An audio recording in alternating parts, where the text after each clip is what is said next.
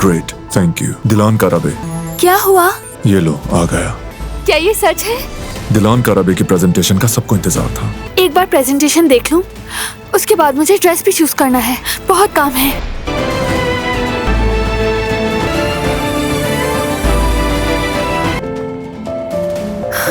तुम ठीक कहते थे, मैं बहुत शर्मिंदा हूँ। मैं तुमसे अलग नहीं होना चाहती, अब कभी पीछे नहीं हटूंगी मेरी जान। खैरियत पूछने के लिए आया था आपके पास। अगर आपको एक और मौका मिले तो आप फौरन चली जाएंगी, ऐसा ही है? सुस्त लोगों से मुझे बहुत चिढ़ है दिलान साहिबा। मैंने जिस किस्म की इन्वेस्टमेंट की थी और उसमें जो मुझे नुकसान हुआ है उसका हिसाब तो लूंगा मैं। किस नुकसान की बात कर रहे हैं?